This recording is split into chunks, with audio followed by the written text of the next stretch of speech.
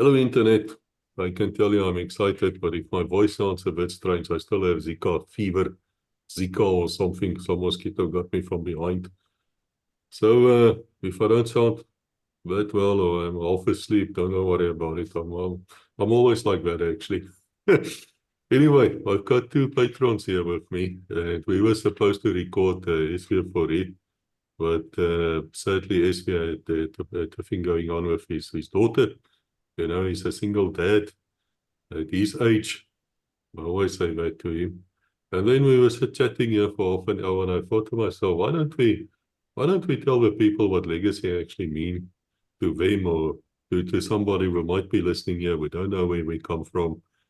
Let me give you a short background. I was in Switzerland. My wife is Swiss American, which I always find very funny. South Africans will know why. It's to do with a ring. American Swiss, Julia shop, but it's actually Italian. And I was stuck in Switzerland, and I felt that I don't belong there. And frankly, I don't belong in Europe. I'm not European, I'm African. I was born in South Africa. My forefathers came to South Africa in 1693. On the one side, on the other side, they were probably there already. So wanted to make a joke to say 13 or something, but I won't. Again, it's a South African joke, you won't get it.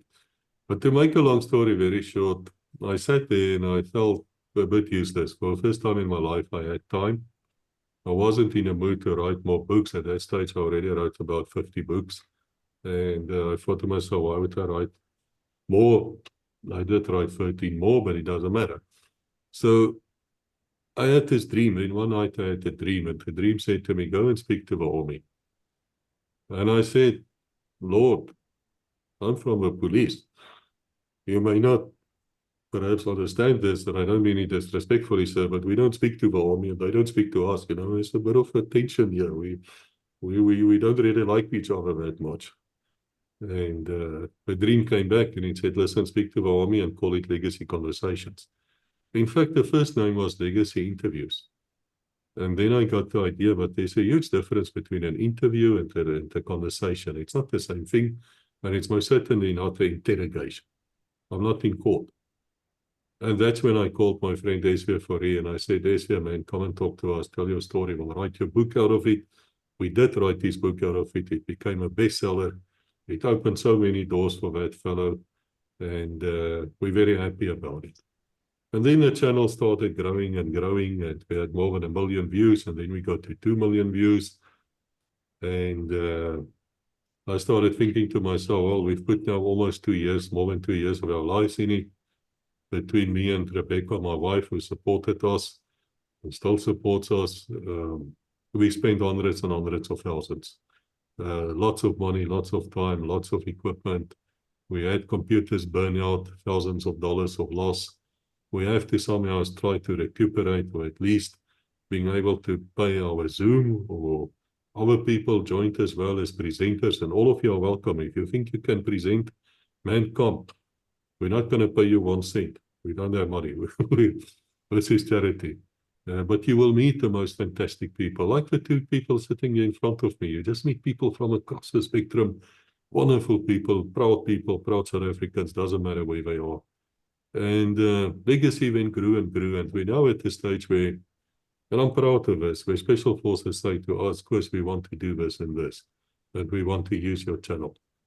And of course, the chances of me saying F you or goodbye, sir, is not going to happen. I never say that to anybody. In fact, all are welcome. Guys, it's important that you come and talk to us. Just this week, I recorded a guy from 7 Met. Wonderful fellow, wonderful episode with Maria. And would you believe, just yesterday on Sunday, we found out that he and his wife and his best friend and the best friend's wife all died in a light aircraft accident in Pretoria yesterday on the 26th of November. This video is 4 days old. And we'll have to ask the permission from the family to bring it out. But that's my point. Just a month before we lost Koos Crocodile. But at least we had RSM Koos Crocodile to record. And that's for me what is the important thing, because his history, which is not going which will never be recorded unless it's done through Legacy or something like Legacy. I think of a Fighting Men of Rhodesia, fantastic program, guys. If you like Legacy, you will love Fighting Men. Fantastic. But now let's start. Let me introduce my guest. Now let him introduce himself. Stephen Clarke, you first. Tell us who you, where you come from, and what does Legacy mean to you? Yeah, hello, Koos. Hello, everybody out there. My name's Stephen Clarke. I'm originally from, I was born and bred in Rhodesia. And so a few years back,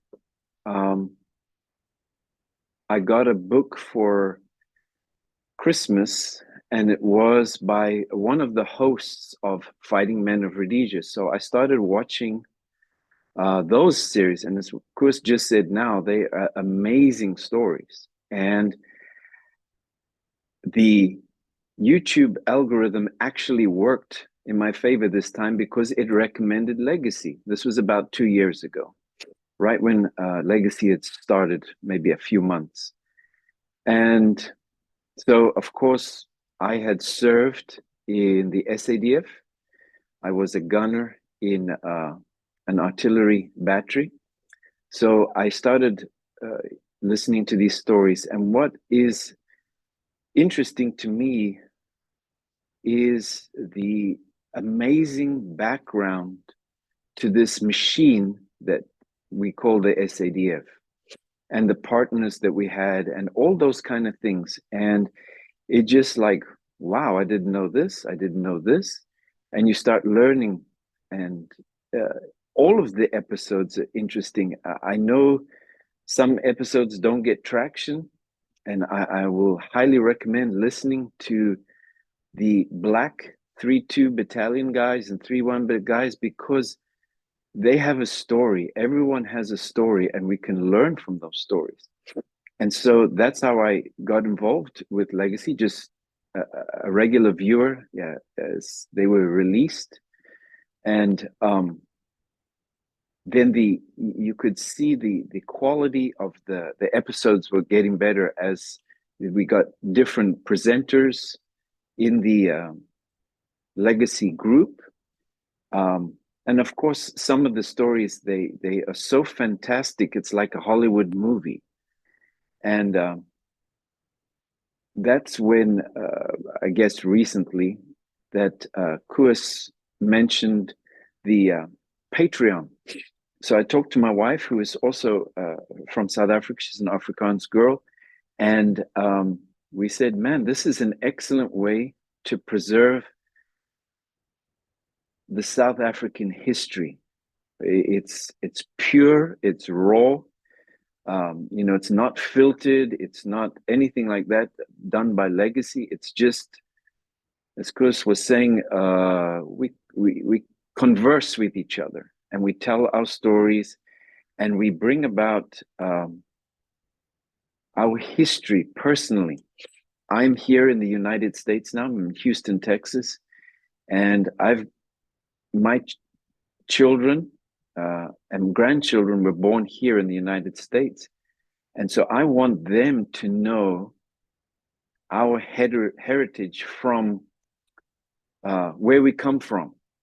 And it is an excellent thing. They listen to these comments, they listen to the stories, and they get a picture of why we act the way we act, what we believe.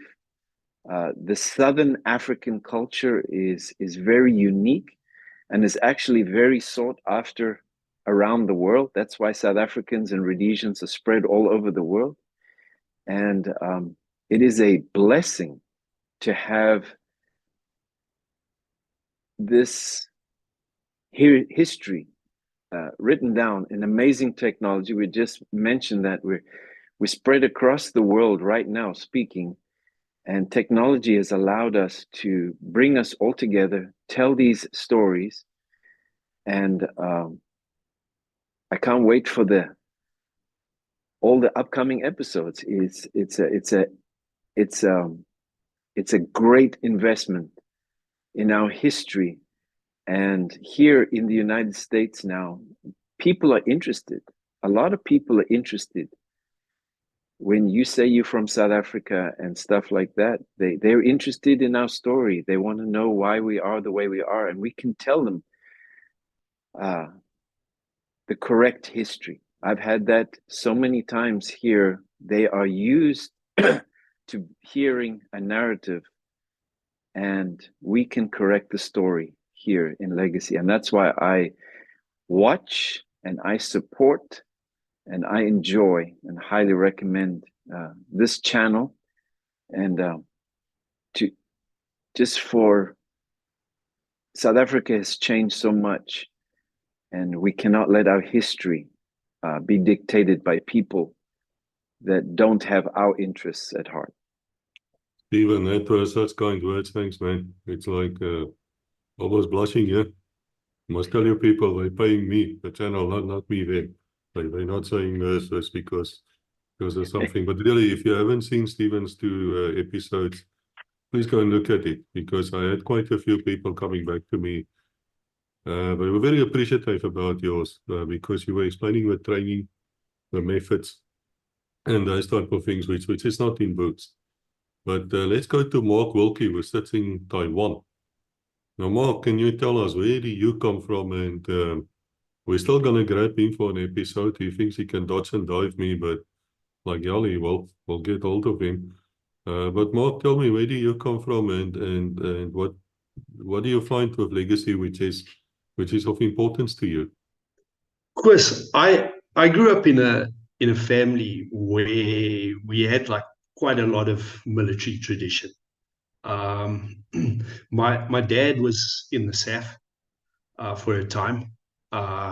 My grandfather was an artillery officer during World War II.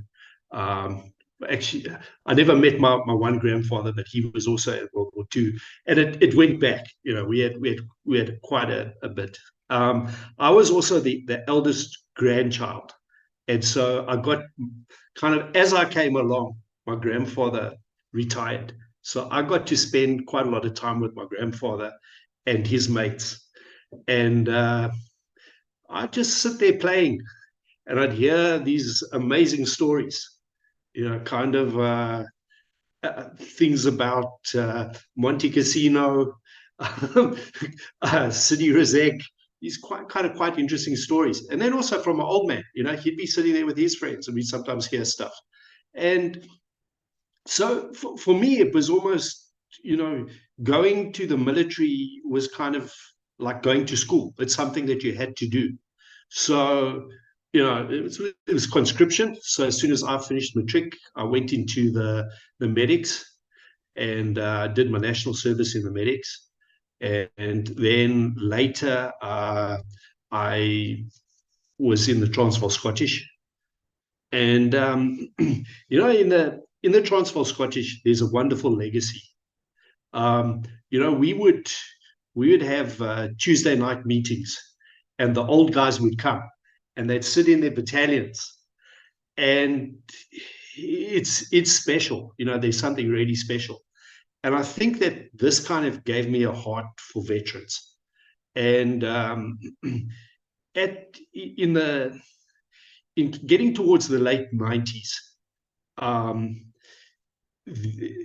things were happening in the reserves where guys were not getting involved. And in the Transvaal Scottish, the RSM was Mike Else. And Mike was trying his best to honor all the little parades that would generally take place involving the regiment. And I got quite involved with that. And then I came to Taiwan. And when I came to Taiwan, I found out the amazing history of the POWs, World War II POWs in Taiwan. And I, you know, for over 2 decades now, I got to work with the legacy of Allied prisoners of war in Japanese POW camps. But in that, I got to meet a lot of former prisoners of war. I also even met a few guards and things like that. But I've worked a lot with vets, but not so much South African veterans. And what I realized was that amongst the South Africans, there's almost like something's lacking. Certainly, I think with that World War II generation, a lot of them, you know, they had the Moth, they had the SA Legion, there was something special. But, and certain units have that. But the South Africans are kind of, I don't know, there's something, especially amongst us SADF veterans, where there's something missing in the sense that we're not standing together, we're not doing things. And we, you know, South Africa has an incredible military history, you know, going back, you know, starting, you know, way back through World War I, World War II, the Korean War, and our time. And I think that, you know, it's, I mean, my area is social history, and it's the social history of war, the memory of war. And it's important, you know, to record things. I mean, the technology that we have now is quite remarkable. And I think back and I think of all the World War II veterans that maybe 20, 25 years ago, if only we had recorded them. Those stories have been lost. You know, some of the guys I still think of the stories that they told me, and that's been lost. And what's important is that we have this now. The technology is there. Yes, we might be scattered all over the world, but it's important that these stories get recorded. Look, in some ways, look, I'm a social historian, so I can be a little bit neutral about it because you know, maybe some of the dull stuff. Like I really get off on like listening to the stories of drivers and storemen and all of that kind of thing, because it's all important, and it's how we were shaped, what it did to us, and the legacy. All of that is really, really important. And, you know, here in Taiwan, you know, it was earlier this year, we started South African Defence Force Association. We started their first international branch here in Taiwan. And it certainly does something, you know, getting together with veterans, being with your own kind. But there's something kind of quite special that we have here, because we don't just have the South African veterans here. We have the Americans, like the Veterans of Foreign Wars, VFW. So we get together with those guys, with the Kiwis, the Return Services Association. And there's something nice about getting together with veterans and creating something. And that's what we're hoping to do more of in Asia. And certainly legacy is playing into that. Earlier, you mentioned Fighting Men of Rhodesia. Okay, John Van Zyl is in the Philippines. You know, he's my neighbor. And John's very involved with what we do here. And, you know, and again, he's living in a community where, I mean, he's an airborne soldier. You know, he's living in this community of Vietnam vets and all sorts of things. And there's wonderful stuff that goes on. And, you know, South Africans, I don't know, sometimes I think we battle to hold our heads high. And sometimes we've also been written out of history. And it's important that this comes back. You know, over here, the VFW post, Veterans of Foreign Wars, is quite a special post. It's called the Flying Tigers. Now, if you know anything about aviation history, the Flying Tigers were quite something. And the legacy of the Flying Tigers is here. And yeah, Flying Tigers were special.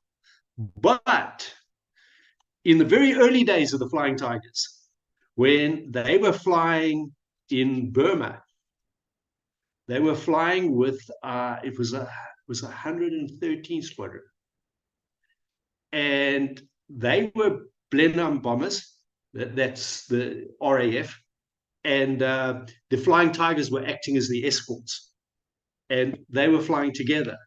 Now, the OC of the squadron was a Rhodesian, and a lot of the pilots were SAF, seconded SAF. And so you kind of, this is where you start coming into it. And you say, you know what? Our guys flew with your guys. And there's that kind of connection. And you look at all of these major battles out here in the Pacific, particularly involving flying and things like that. Our boys were there. It's a lot of people don't realize that, but there were South Africans in all of these things.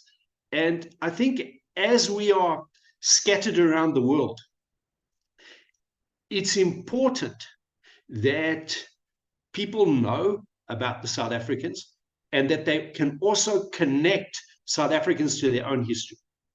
For the guys in the States, we are not so foreign. We flew with you boys in Korea. The 6th South African Armored Division in Italy. We were part of the American 5th Army there. And in the British Pacific Fleet out here, the Fleet Air Arm, there were South Africans in all of those things. And all of those battles, it's important that people know about that. And I think that that's important. And that's when you start looking at that kind of stuff, that's where things like legacy are so important, because it gets it out there, people connect, it makes the world a smaller place, and veterans, it connects veterans to veterans. And that's really important. And what I would hope is that legacy, apart from getting the guys together, it inspires them to do things, because the amount of, several guys out here where you kind of drag them kicking and screaming to a veterans function. And suddenly at the end, they kind of say, hey man, I've missed this. I've really missed this. This is important. And it's important. And you can, legacy kind of allows people to connect. And I mean, Koos, you out here, you kind of you're not that far away from us. And this is where, get the guys together, get them working, help each other. It's important. Some guys have got issues, and it's important that we help them. But for a lot of us, there's that emptiness, and that emptiness comes from that we don't connect to people, that we don't connect with, we feel isolated. And this provides that platform where you can connect. And I think that what you're doing, Koos, it's almost like you're beginning to move this into more of a social type thing. You're getting the patrons involved, you're getting people involved. And so it's becoming this virtual meeting place for people. And that's really, really important. And I'm very grateful for this. And I think what you're doing there, it's way beyond legacy. It's not just what you're doing for legacy. It's the platform that you're providing to bring people together. And that's what's important. I must tell you guys, when I listened to you, I actually made a list of nice comments.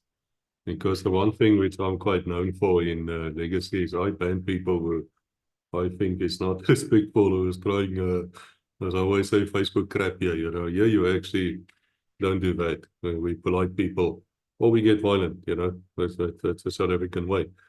And there's so many great comments. And when we started saying we're going to close the channel down on YouTube, it would still have continued on the other two backup channels at Odyssey and Rumble. There was such a flood of messages because you don't do that. This is what we do, man.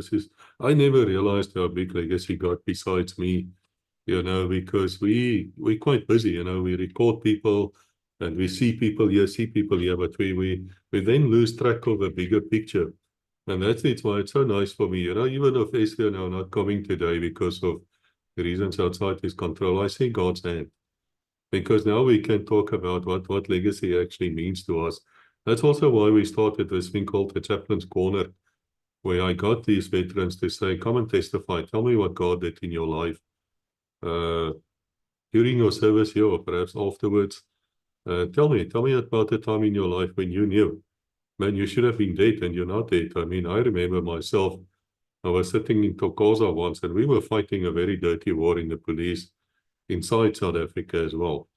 We were not only on the borders. On the borders, we were very effective as light infantry, but the major war for us was inside, and it's very difficult to get a guy which we call a terrorist out of a fish he's swimming with. You know, all these fishes looks the same, and they train. And when you got him cornered there somewhere, it's not that you can call in artillery support or you can call in air support or anything.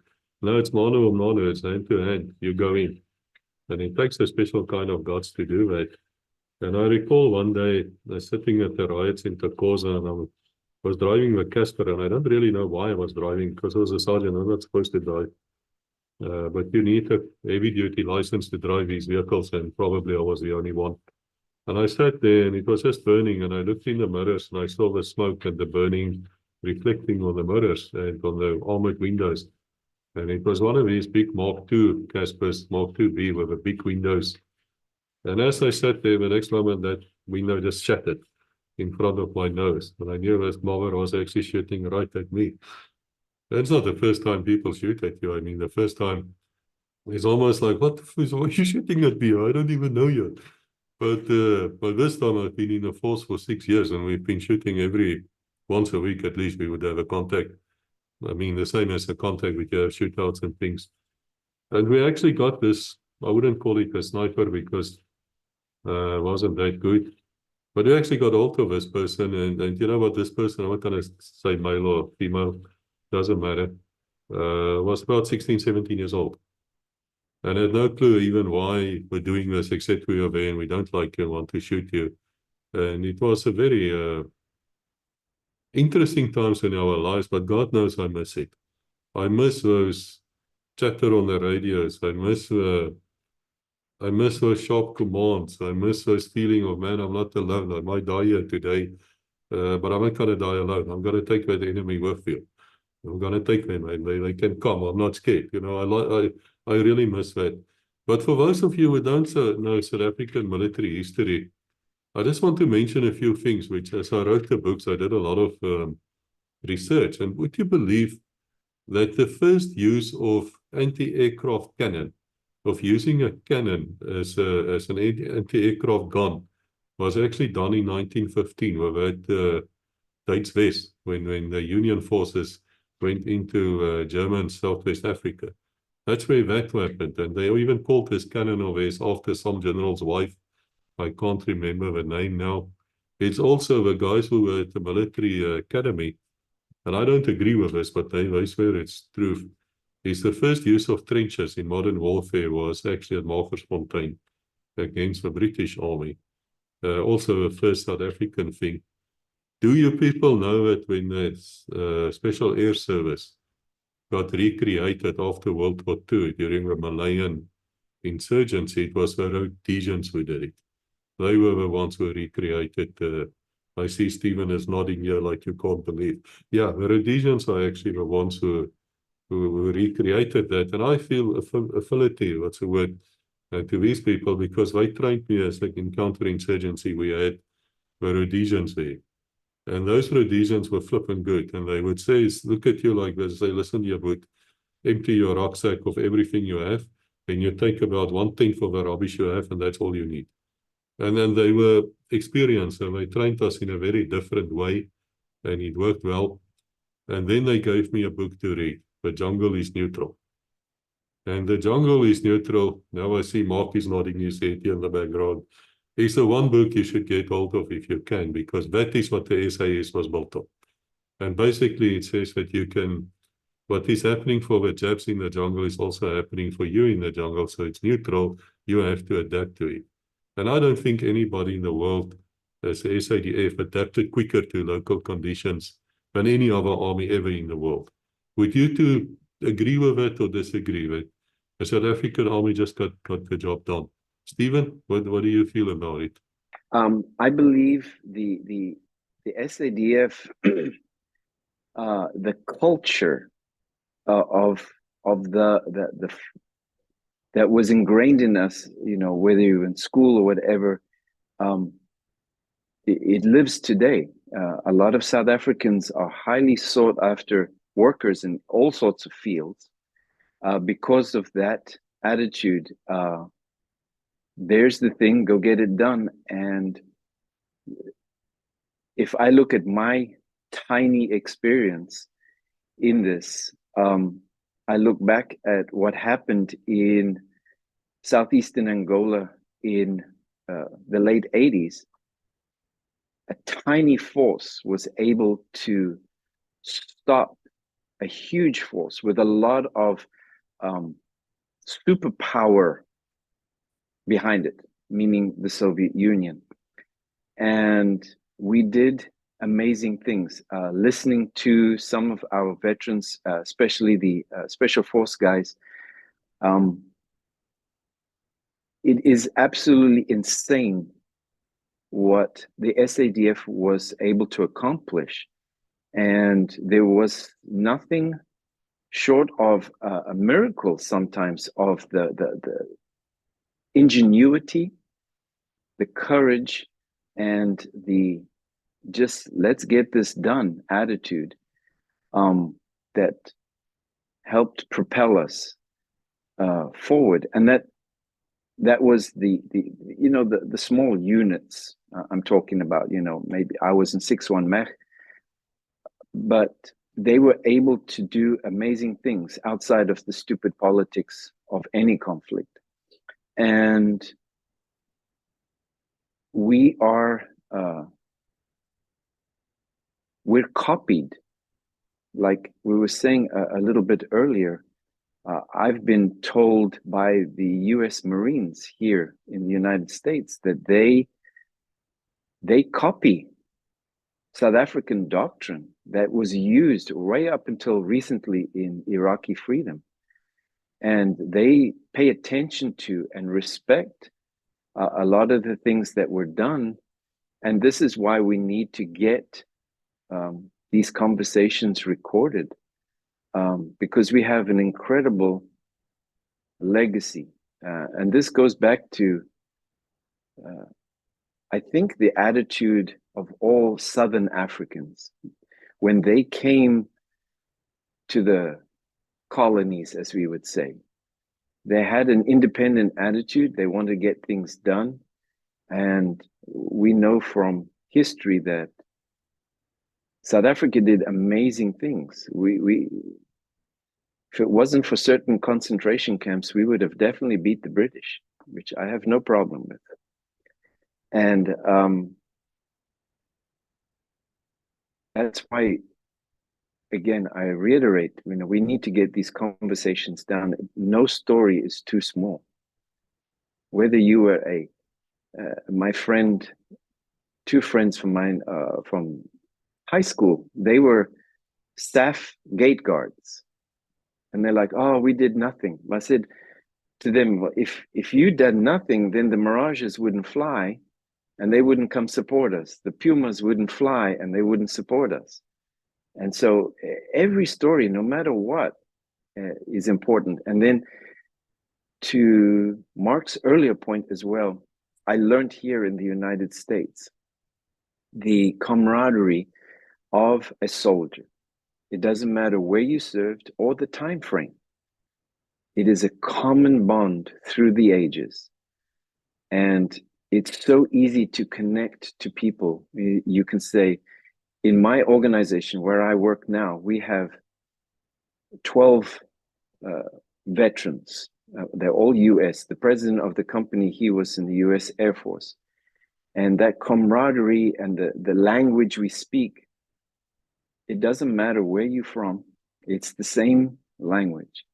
And I just continue to encourage everybody to sign on to Legacy, get involved, spread the word. I think one of the things I want to give a shout out to Andrew with his Facebook. That's reaching a lot of people as well. And let's use social media against them to tell the story of ours. Thank you, Stephen. I can't agree with you more. Guys, I know I always don't say this to you, but logically, you like a video, spread the video. Put the thumbs finger on, write a nice comment. Tell your mates about it. I can tell you in the 1990s, there were not a single person in South Africa left who was actually proud to say he's been in the military. Because we were all like, oh no, we were actually secretly, we were being forced and we were being abused and oh my word, all sorts of crap going out there. There was a few books written which I used for toilet paper. And I consider myself to be a cultured man. It's the first time ever I did that. Last time too. And you know what? After 20 years, I was just fed up. I was fed up with the lies. I was fed up with this liberal nonsense which they were talking about us. Like the Vietnam vets who came back and they're all baby killers.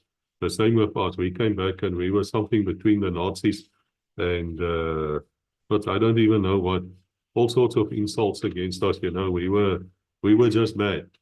And it's bloody nonsense. If you look at the caliber of man on legacy, and you can ask these people behind my back or anybody who's on legacy, none of us has ever said to any of them what to say. Never. We've never said to them, yeah, Stephen is nodding here. We have never said to anybody, listen, you've got to prepare, you've got to play active. But no, we don't do that. In fact, we say the opposite. We say, guys, don't prepare too much. This what you're seeing here today wasn't prepared at all. We're talking out of our hearts. And right, I have a lot more to say, but now I've got Mark here on the other side. He's grinning there. Mark, how do you feel? What do you think of this? Yeah, it's. I think that I find it difficult to kind of say we're the best army in the world and we're this and that. It doesn't sit well with me. I've met too many good soldiers from other countries, and it's kind of like a respect. But I think that the one thing that I think is very South African, and this is kind of what makes the South African military special. And it probably goes back to the old commando system. And that is that we're not top heavy. We just get on and we do things. If need be, the lance corporal can run it. The corporal can run it. We don't have to defer to the captain and the major and that kind of thing. There's that, let's just go and do it. And we have this, the South African fighting man, the South African soldier, he's always had this history of being a very good soldier. The South African NCO is a real go-getter. They do things. And I think that this is what really has made the South Africans we've never been this huge force in the sense that we're not numerically, we don't put out division upon division upon division. It's always small, it's compact, and it's quality. And they do what they have to do.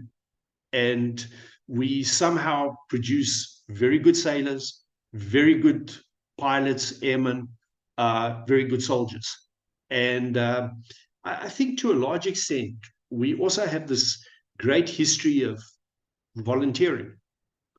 Even though we certainly had conscription, but historically, South Africans have been good soldiers, good volunteers, and to a point, I think like the citizen force soldier, the South Africans have been exceptionally good at that. And that's what makes us special. And certainly there are militaries that do know about us, and the legacy is there. I mean, I remember when in the early days in Taiwan, I had quite a lot to do with Vietnam vets and even a few Korean War vets. And they were like, South African, you are SADF. And there was that, they knew about it. There's a guy here, he's a ex-US Marine. He was a captain in the US Marines, Marine Recon. He did the whole thing. He went and he joined, he enlisted, he went to the academy. He did a full, 4 years at the academy, got his degree, and he went that way. And he came in kind of like, would have been the very late 70s, early 80s. And he had a lot of NCOs that were ex-Rhodesians and ex-SADF. A lot of them were even American guys that had come out and had joined the Rhodesian forces And then after Rhodesia had moved into the SADF for a year or two. And he had this tremendous respect for the South Africans. And you come across that, and it is known. And I think that kind of was what makes us in some way special. That the sum total of what we produce is always a lot greater than the number of us that are out there.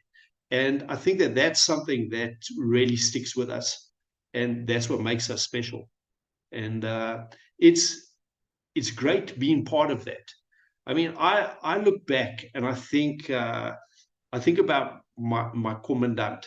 Now, I was more involved with logistics, but when I look back, and I mean, this is, you know, as somebody that's getting closer towards his own retirement now, and I look back and I still think the finest manager that I have ever come across was my commandant when I did my national service. He was exceptional. You know, just his organizational abilities were outstanding. And I think that in some ways is, you know, there's a lot of outstanding people out there, and that's what really makes the South Africans special.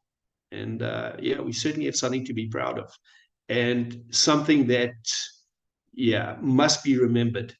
And certainly as we as South Africans can be proud of that. Yeah. I must say to you people, there might be some of you who don't really know South African military history, because the history book was not that kind to us. So we have to think of ourselves as being the guys who do the African thing and tell the history, you know, under the tree. And so that's what we do. But I want to mention a few things. You were talking about great pilots here, Mark. Sailor Malone. He was the leading scorer of the Battle of Britain, South African. When in the Korean War, the SAF was there, the South African Air Force, were flying first Mustangs and then later, I think, Sabres. And they were so good, actually, that at one stage, the South African anthem, the stem of South Africa, was played in front of the US anthem. Both of them are nodding here. Guys, I see I've got history lovers here. We're going to talk this again.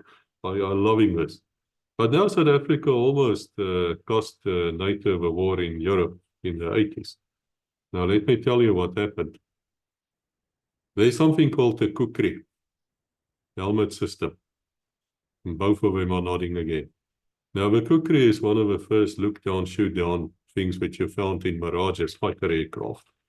And how it worked is you have this helmet and you have like a dot sight or a finger in front of you. You look at it and your missiles track whatever you're looking at. So you look at this enemy aircraft, you launch bye-bye into aircraft. And we were very proud of this system. And there were quite a few fighter jokes here on Legacy as well, and you should really listen to them. They're really good. Now, what many people don't know is that it was a South African who was involved in the creation of Top Gun and also what they call a red flag. That is where you have aggressor squadrons flying against your own air forces simulating the enemy. If you've seen the Top Gun movie, you would know exactly what I'm talking about, even though that movie is so full of mistakes. It's actually quite funny. I remember my late wife was crying when she was telling me all the mistakes. But if you ask her, Missy, you want to watch a movie tonight? Top Gun, Koos, Top Gun. And then she would laugh about it. But anyway, Dick Lord, he later became a general in the SAF. I think he was actually the SAF commander at one stage. He might not be, I'm not sure. But anyway, Dick Lord is one of the guys who actually wrote that program. He was still in the Royal Navy. Fleet Air Arm, I believe, something like that, flying Phantoms with a Rolls-Royce engine, the spray engine. And he was one of the guys who wrote that plans for the US because they were losing. The ratio against winning fights, dog fights in Vietnam was not as good as in World War II. And a lot of things was because of a lack of technology, in the sense that they, for some reason, didn't even put in the Air Force model of a Phantom, didn't have a 20mm gun. They had to put one on afterwards. They were relying on missiles. These missiles missed 92% of the time. So now if you can jump a little bit further in the 1970s, early 80s, the South Africans, brilliant engineers, they also designed this V-shaped hull, which in the US and the rest of the world is called MRAP. MRAP vehicle, South African technology, hello, from 1975. Now, the cookery helmet comes out. And then there comes a guy with the name of Dieter Gerhardt. Now, Admiral Gerhardt is still alive as far as I know. He was a commodore at that stage, but he then retired or got promoted after he came out of jail to Rear Admiral Junior grade. I don't want to talk about Dieter Gerhardt. He did what he did, but he was a Soviet spy. And I understood that Gerhardt then stole one of his cookery helmets and actually handed it over to his people, his Soviets. Right. Now I want you to jump a little bit further. These things are in my books. That's why I know about it. Then what happened was the Berlin Wall falls. And we're very happy. Now it's going to be the good old days. We won the Cold War. You know, we were kings of the planet, whatever, blah, blah, blah. And so the Germans, being Germans, they combined the East German Air Force with the West German Air Force. Now you've got a massive Air Force.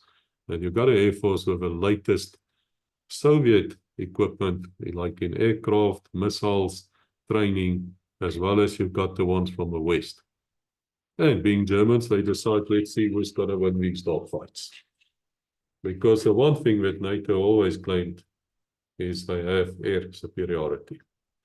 They claim they have a quality military edge because they are better trained. There might be less of them, but they have better equipment and they're better trained.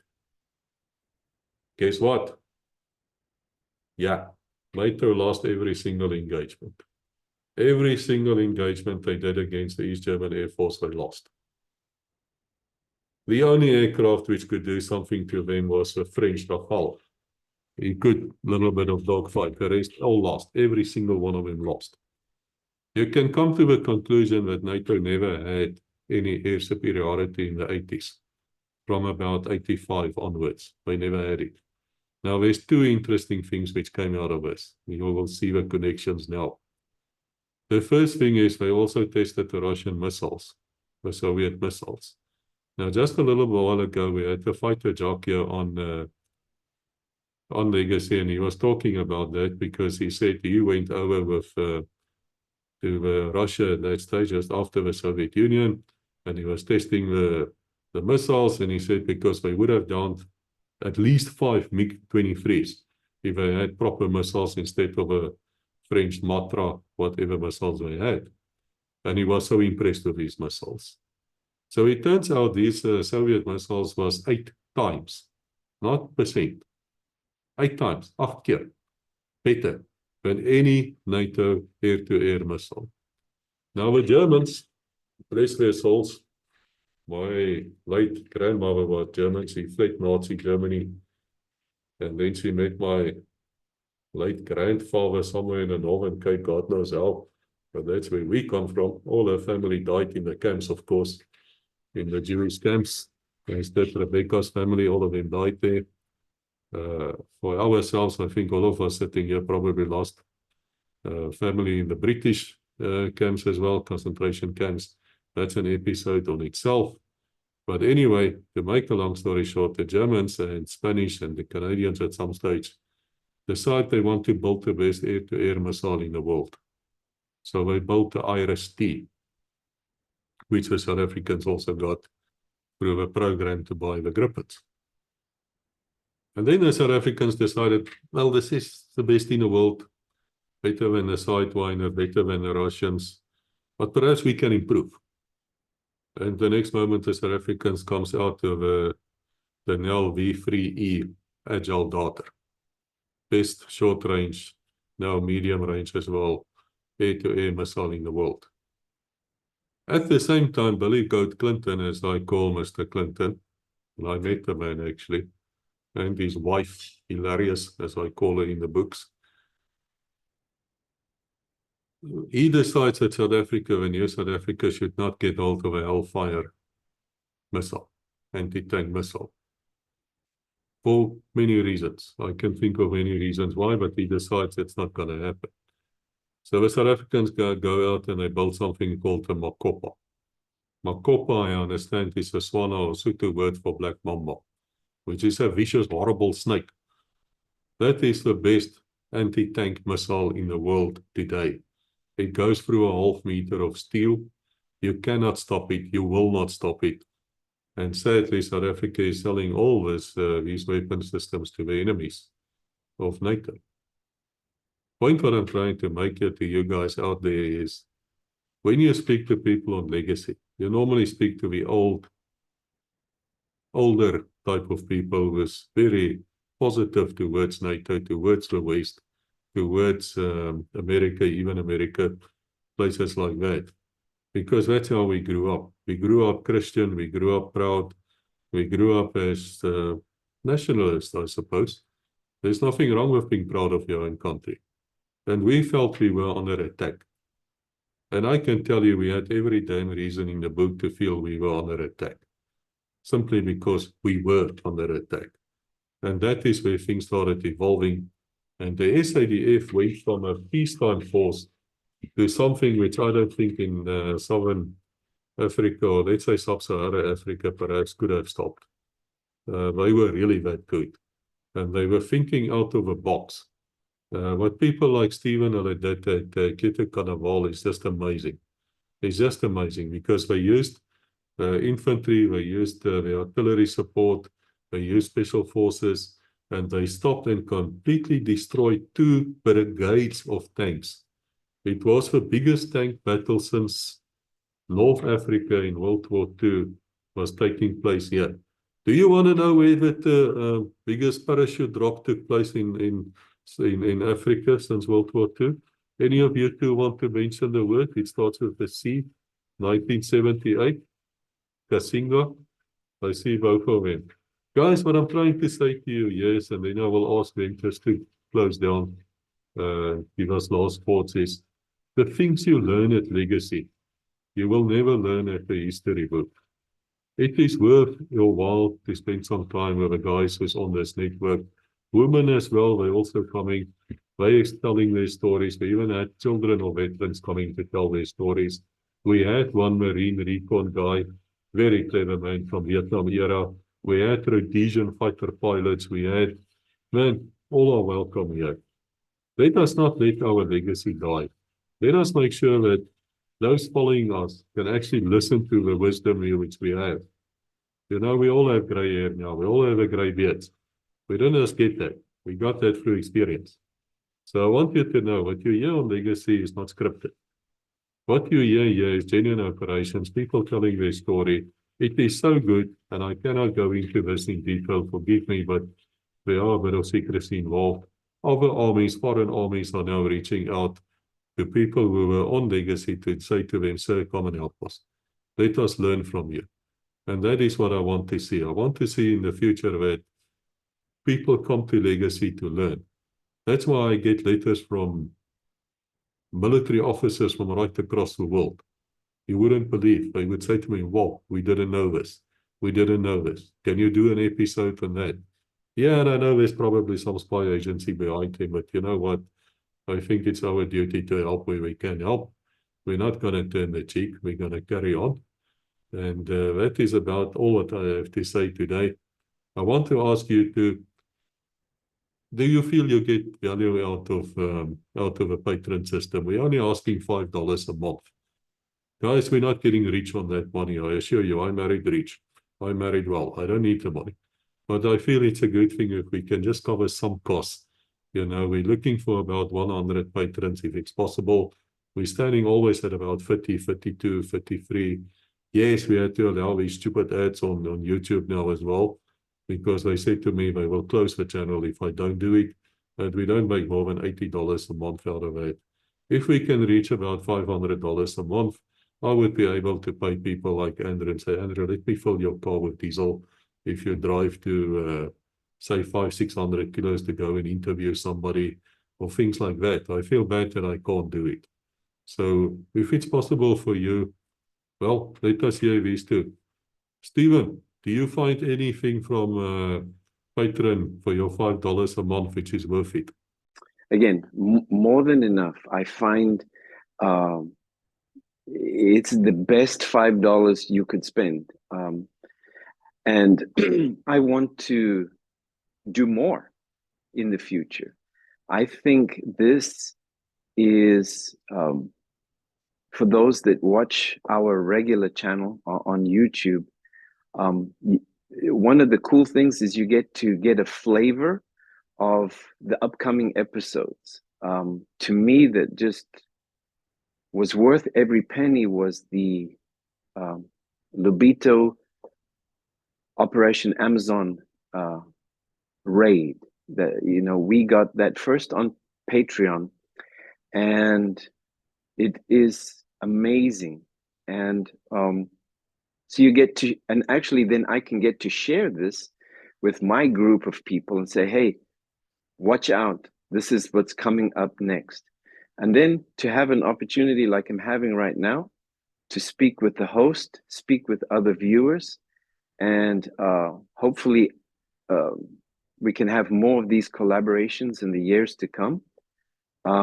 It's more than worth the while. And it's really, if you're in the outside of South Africa, it's literally a cup of coffee that you're supporting. And this goes a long way. If you also encourage you to go watch the behind the scenes type videos that Legacy has put out, and they explain a lot of what's going on. They speak with the other, Koos speaks with the other presenters, and this is a noble endeavor, and it's well worth every penny. If you're from South Africa, for sure, we need to preserve our history, and this is one excellent way of doing it. So thank you very much for inviting me. Thank you for letting me watch these episodes. It is truly a blessing, and I think it is from God. Thank you, Stephen. Really, I don't have words. I just say thank you to all of you. It is from God. Guys, it's not me. I don't have a looks for a YouTube star, I promise you. I can't even speak English properly. My wife don't understand half of the time, and then she switched to French, and then she understands 10% of the time. So anyway, Mark, what are you saying, mate? You're laughing there in the background. I think, you know, Stephen hit it on the head. It's a cup of coffee. You know, literally $5 is a cup of coffee. And I think, you know, when you look at it, it costs money to do these kind of things.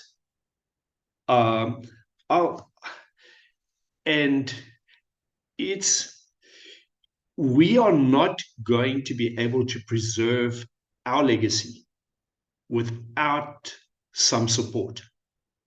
And $5, that's not a lot of money.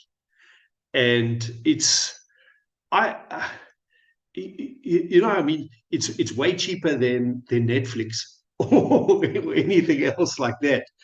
And I can certainly do without one Starbucks cup of coffee a month to pay for it, or one beer at my local pub.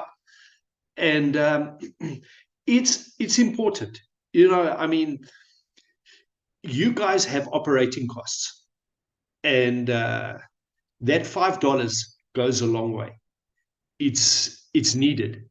And you know, Koos, it's, you know, with doing stuff with veterans, I'm well aware of the costs. You know, it's like we out here far away from South Africa.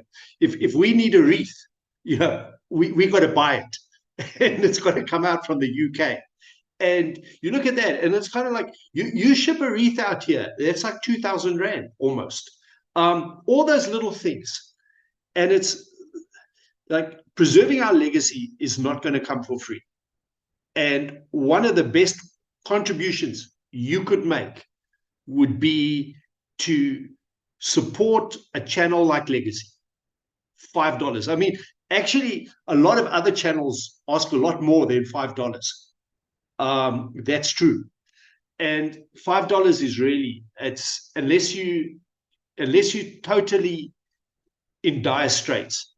I think that guys out there that are working, you can afford $5. And if you care about this kind of legacy, you need to start committing to it. It's, you know, you doing this, without it, things fall apart. You know, it's that history's lost. You need it.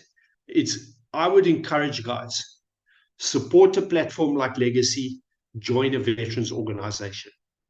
Even if you're abroad, and I would speak specifically to the guys that are living abroad, that like 200 Rand or whatever that you have to fork out to belong to one of the South African veterans organizations, it's money well spent. They need it. $5 to Legacy, they need it. Do it. You know, really, you can afford a couple of $100 a year to make a difference. And that's what's really important. It's guys need it. And you know, there's organization. We've got there are a lot of South Africans still in South Africa, you know, veterans, and organizations are trying to, you know, the veterans organizations in South Africa are trying to help them. And your membership in those organizations is important.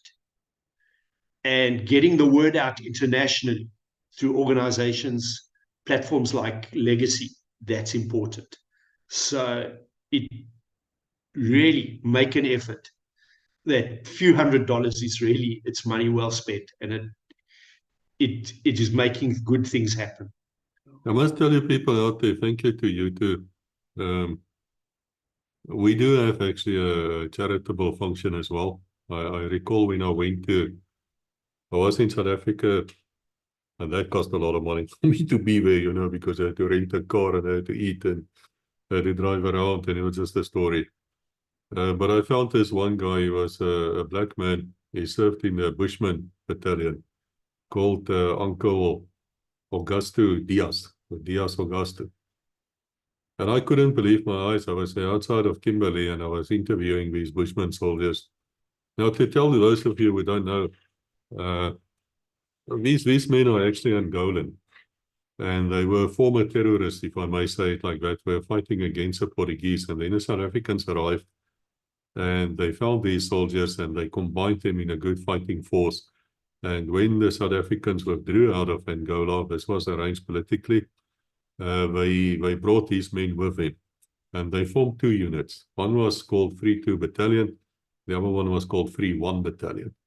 Now, 3-1 Battalion became the Bushmans because they're all Bushmans. They spoke Bushman. They make these click sounds. It's the most sexiest language, according to Rebecca, which I've ever heard, because I asked two of them to actually say something to her in Bushman. And I recorded them. She wasn't there. And man, she listens to that every now and then just to just the most amazing sound. But I found Uncle Diaz. I found him, and he was living in a shack, basically. No water, no lights, all alone, on a little worn-out mattress. Man, that thing was this thick. He had no arm on this side of his body, no leg on this side of the body. And that was the problem. Because if you had an arm this side missing, but, you know, and it was crossed over, you can still sort of move, according to the doctors. But now, because it's missing on both sides, at the same side of the body is really difficult. But that wasn't when Diaz's major problem in life. His major problem was he can't see because he's got cataracts and things on his eyes because of age. Man's almost 70 years old. And I recorded him with my cell phone because I didn't even have my camera with me. And I was so shocked. I drove away and I stopped under a tree and I cried. And I said to myself, Lord, if there's anything good which can come out of Legacy, let us just help this one. Because he was speaking to me and he was quoting from the Bible, and he was, you know, here's a man who speaks several languages. Here's a guy who lost his limbs fighting for South Africa in 1985. And yes, he's getting a pension, but in dollar terms, his pension is not a lot of money. In South African terms, it's not a lot of money. And he's basically abandoned there. And if his pastor didn't, was his sergeant actually, his sergeant brought me to him. And that's when we got involved and we started raising money. And I got a committee involved consisting of the 2 Special Forces members, S.W. Forrie and Mark Meyer, what's his name? We call it guy Low, Hans Low. How can we forget Hans Low? Guys, what a brilliant operator. Hans Low, I must still get the rest of his story out, and we have to write his book. Because Hans Low is just a fantastic man. And a 7-med guy called Rousseau, Mornay Rousseau. The 3 of them formed a committee. We've got another former officer in the form of Johan Botha, who's an accountant. And people started donating. We ended up with about 100,000 rands. Now, 100,000 rands is not a lot of money in dollar terms, but guess what we could do with it? You will see the future, you will come out videos. When Diaz now has a new house, the Parabats or somebody came and they basically dug a pit there to make a toilet for him. Our guys from the engineering corps or something came and they laid water pipes onto his house. He's got running water, he's got hot water, cold water, a toilet right inside his house. Remember, this guy can't walk, man. He doesn't have a leg and an arm. And if you know South Africa and Kimberley, you know there's only 2 temperatures in that place. It's either the hell or it is Antarctica. It is very, very cold or very, very warm. Now he's got that. I understand his house has been painted, the broken windows. He's got like a plafond, and he's got sun heating, and he's got all sorts of things going for him. People donated from everywhere. They arrived in Bloemfontein at some guy's house. I think it's Lombard, Herman Lombard. And they got him furniture. They got everything the man could desire. Even these ovens, which works with wood, and things inside, which also works as a heater. There's a veteran who actually built this specifically for him. It cost him thousands to do it. None of these people even wanted 1 cent. Legacy didn't take 1 cent either, by the way. We never controlled the money. We had nothing to do with the money. Neither SW nor Hans Low or Mornay, and all of them are quite poor people. We're not rich in any sense of the word. None of them took 1 cent. Not one. Even their cell phone calls they made for free on their own cost. Hans Low at that stage had no car. So Hans Low was walking. He was willing to walk from his house to this guy's house, which is about 14 kilos, and then walk back to his own house to go and do recce's for SW so that they could see. And then if you see the actual, I would try to put it in the videos where he was doing the actual recce, he would say, man, they just switched into Special Forces mode. It was the most amazing thing. He would take this camera and says, this is Hans. I'm reporting here from this and this. He just had that voice and he would say, see this, see this, see this, see this. He just came out. I got goosebumps even thinking about it. It was just amazing. And so now Diaz has his new house, and I understand next year, February, is the first time we have with the doctors who will then operate on his eyes and the man will be able to see. And that is part of a legacy which I'm very proud about, and I'm very proud of everything. And everybody who spoke to me, I want to tell all of you, your heroes, don't let anybody come out here and look down on you or say you're this or that. I don't want to hear that nonsense. I want you to get off your ass, go to your meetings, go to your veterans, go to your organizations. These people understand you. The rest of the world will not understand you. Trust me. I'm speaking tomorrow. It will be in the past when you guys see her, but I'm speaking tomorrow to Stepno Deer, who was a 3-2 Battalion Recce Wing officer. Then he was in Chief of Staff Intelligence and one of his special tasks. Fantastic man. He had the most brilliant career. And he said to me last week, Koos, I want to speak about post-traumatic stress disorder. And I say, Steve, I know what you mean. He said, Koos, I sat in the bush for 12, 13 years, and then I had to come out, home. I said, I know what you mean. I know what you mean. I came out after 7 months, and I was afraid to turn a light on. Oh, it was so fantastic. You walk into your place and you switch a light and there's a light, and then you're scared somebody's going to shoot you. And so you switch a light off. And you might say, what the fuck is that? No, can't we just use, Or you walk in, now you're going to have a shower, and this is going to be the shower. I mean, you're going to have unlimited warm water. It was like in South Africa in the old days, there were actually electricity. Yeah, today there's candles. That's also a South African joke. I think it comes from Rhodesia, doesn't it?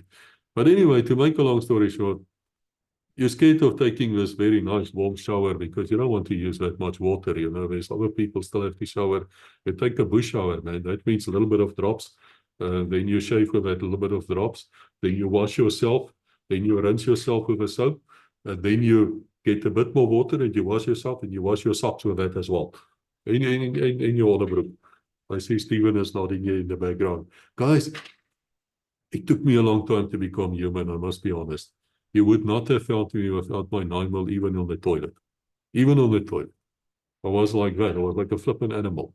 So I'm looking forward to speaking to Stefano Deer. And by the way, if you have such problems, serious guys, we have psychologists, specialist guys on Legacy who's willing to help you. If you cannot pay him, the man will help you for free. You know who I'm talking about. France, he was a company commander in 3-2 Battalion as well. And that's my story. If it's possible for you to join the Patron program and come and help us, please do so. If you feel you have to think about the money, please don't. I don't want your wife to come to me and say, Koos, I can't eat because you guys are living in luxury. I don't want to hear such stories. But guys, if you can afford it, come and help us, join this program. Even if it's your time, doesn't need to be money. Support us, just spread the word and pray for us. That is probably the most important thing, because what people don't realize is we, the presenters, are exposed to a lot of things. And sometimes we just sit like this and we say, I don't know, I've heard so much, I've been, we are actually getting stress symptoms as well, from all the stories we hear. People don't think of us, but pray for us because we need you. And then that's my story. As we say at Legacy always, and I always end like this, I really mean it. Until we meet again, God bless.